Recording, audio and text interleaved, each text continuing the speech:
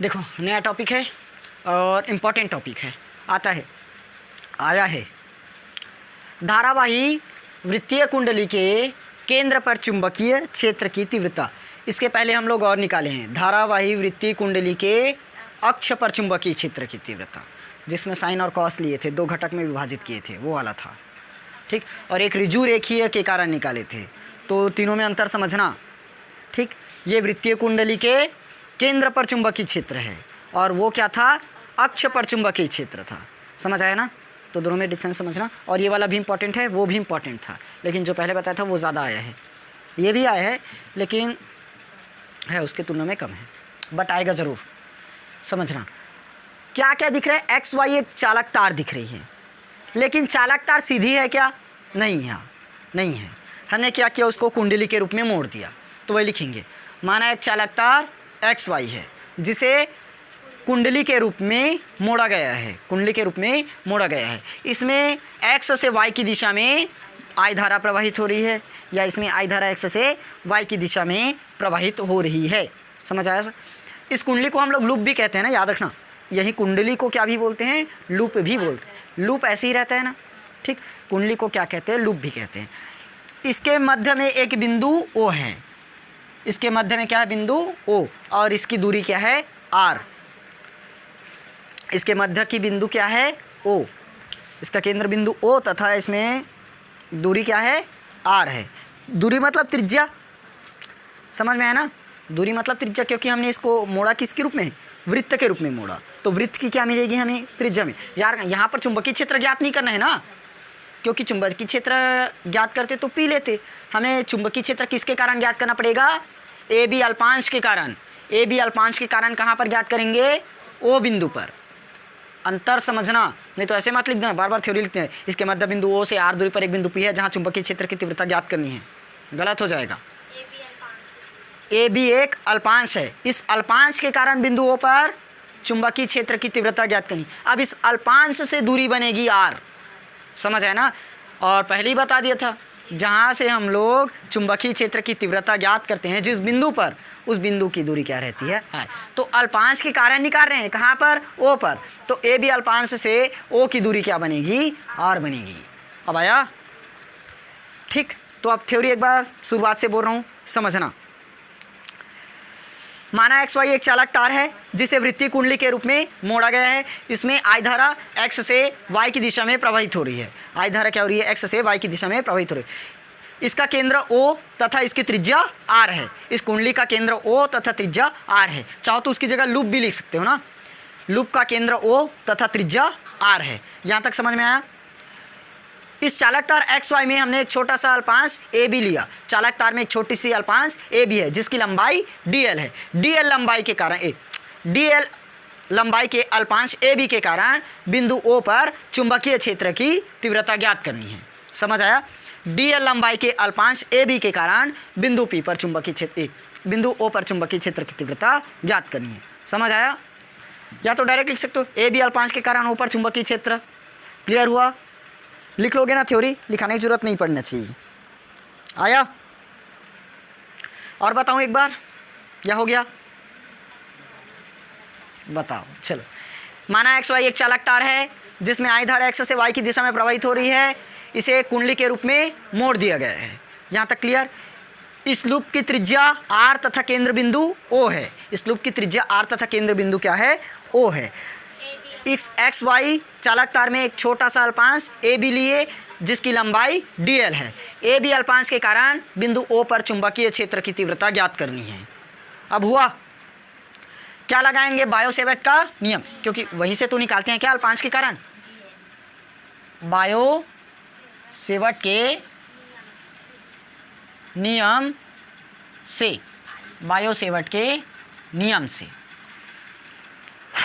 निकालते क्या चीज़ है बायो सेवर्ट से, D B mu not upon 4 pi I D L sine theta पूरे की डिवाइड में आर का स्क्वायर। अब बताओ यहाँ पर थीटा कितना डिग्री बनेगा?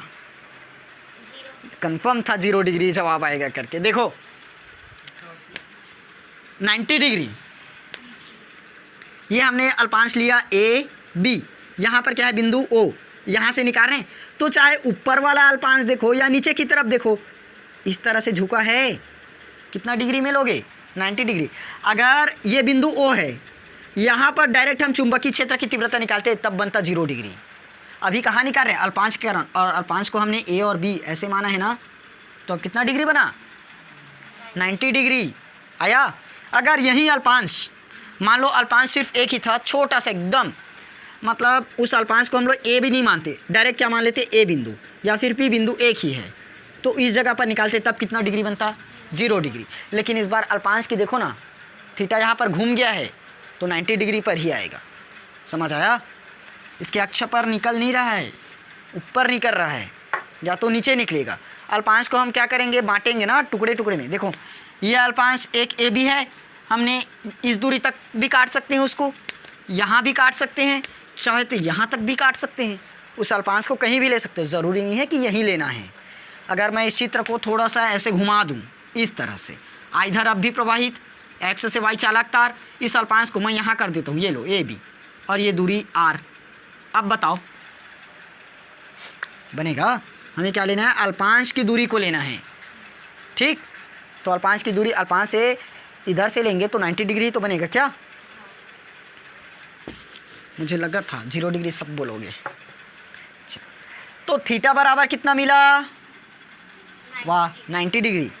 थीटा बराबर 90 डिग्री। तो साइन थीटा बराबर क्या मिल जाएगा? 1। तो फाइनली डी बी बराबर, यदि लिख लेना ना, तो समझ आया?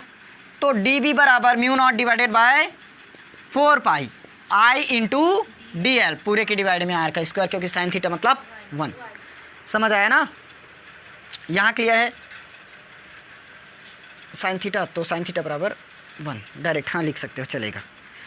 अब देखो हमने क्या किया, इस वृत्तीय कुंडली को अभी बताया था कई पार्ट में डिवाइड कर सकते, मतलब कई अल्पांश में बांट सकते हैं। जरूरी नहीं कि एक ही अल्पांश यहीं पर ले, अनेक जगह ले सकते हैं। तो इस अल्पांश को हम क्या करेंगे? पूरे खंडित कर देंगे, मतलब विभक्त कर देंगे कई अल्पांश में।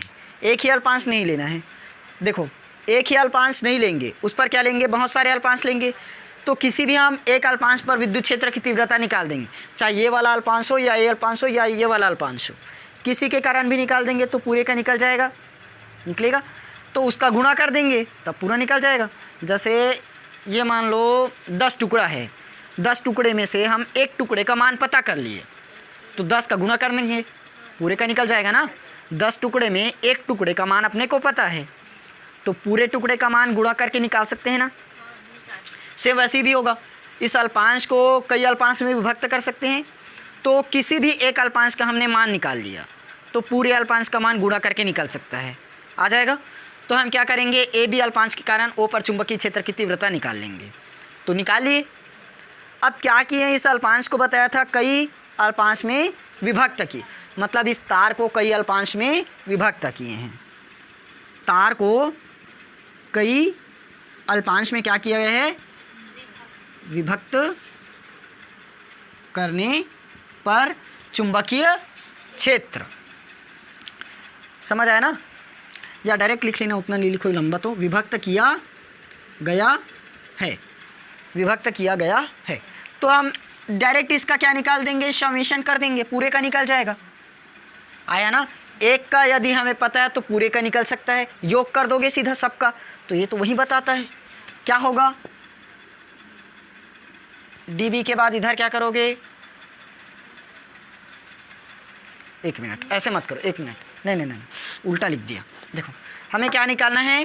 पूरा चुंबकीय क्षेत्र सबके लिए बताना है, तो हम क्या कर देंगे? पूरे का समेशन लगा देंगे, dB। आया? हमें चुंबकीय क्षेत्र निकालना है।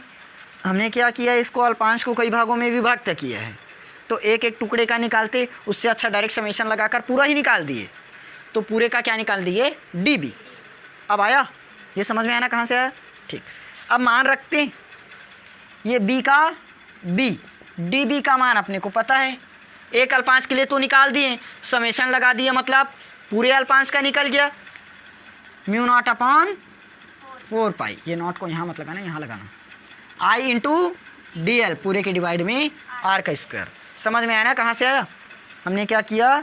एक का निकाल दिया, एक अल्पांश का, तो समेशन लगा दिए मतलब पूरे अल्पांश का निकल गया। यहाँ से चित्र तो बना लिए क्या, मिटा देता हूँ, समझना। देखो जो कॉमन होगा हम कॉमन कर देते हैं, म्यू नॉट अपॉन 4 पाई और क्या निकलेगा आई डिवाइडेड बाय आर का स्क्वायर। अंदर में क्या बचा, अंदर में क्या बचा डी एल, अंदर में क्या बच गया डी एल, समझ आया ना। अब डी एल बराबर हम निकाल सकते हैं, जानते हो डी एल बराबर क्या होगा 2 पाई आर, अभी बताया था वृत्त की परिधि निकलेगा। ये क्या है वृत्त की परिधि, ये रख सकते हैं ब्रैकेट में, चाहो तो लिख लेना वृत्त की परिधि करके। तो मान रखें b बराबर mu not I divided by 4 pi R का स्क्वायर। इस dl की जगह क्या रखना है 2 पाई आर, 2 पाई आर आया। अब देखो कैंसल करना है तो करो, नहीं करना है तो मत करो। देखो r से r कटेगा, कटेगा, इसको अभी मत काटो, क्यों नहीं काटना है बता रहा हूँ। देखो mu not upon 4 pi, mu not upon 4 pi, इतना वैल्यू कटा, क्या बचा 2 pi I divided by r, 2 pi divided by r. समझ आया कहाँ से आया। अगर काट दोगे तो पाई से पाई भी कट जाएगा, 2r बस बचेगा, तो क्या बचेगा mu not I divided by 2r, mu not I divided by 2r, 2 pi pi cut गया, 2 दूनी 4, 2 बचा है, तो ये निकल सकता है। लेकिन अगर न्यूमेरिकल वैल्यू बनाओगे तो लास्ट में वापस से मतलब सवाल आएगा इस पर, तो फिर से वहीं रखेंगे ना, क्योंकि अपने को मान पता है म्यू नॉट अपॉन 4 पाई का 2 से गुना करना ही पड़ेगा वहाँ पर, तो उससे अच्छा भी मत काटो, चलेगा, काटोगे तब भी सही है ना। तो ये निकला b बराबर। अब देखो यदि हम उस पर क्या मान ले, फेरे हैं मान ले, फेरों की संख्या को क्या मान लेंगे n। यदि क्या है कुंडली में फेरे की संख्या क्या है n, फेरों की संख्या n है, तो n का गुणा कर दोगे, करते हैं ना, तो mu not divided by 4 pi 2 pi I into N पूरे के डिवाइड में r, ये आ गया। समझ आया कि नहीं आया। अगर इसको मान लो काट देंगे तब अब क्या निकलेगा b बराबर, यदि ऐसे कर लेना या करके लिख लेना, पाई से पाई कट जाएगा, क्या बचेगा mu not I N, mu not I N divided by 2r बचेगा। काटेंगे तब पाई से पाई कटा, 2 दूनी 4, नीचे में क्या बचेगा सिर्फ 2, पाई हट चुका है। समझ आया, यहाँ तक लिख लेना, या करके ना इसको रख लिए रहना आंसर में। समझ में आया। यही क्या है धारावाही वृत्तीय कुंडली के केंद्र पर चुंबकीय क्षेत्र, और इसके पहले अक्ष पर चुंबकीय क्षेत्र की तीव्रता निकाले थे। क्लियर हुआ पूरा का पूरा। थ्योरी लिख लोगे ना, इसका लिख लेना, उसके बाद डेरिवेशन निकाल लेना। ये इंपॉर्टेंट क्वेश्चन है, बोर्ड एग्जाम में कई बार आया है ना, अच्छे से तैयार करना। चलो अब नेक्स्ट डेरिवेशन कल पढ़ेंगे।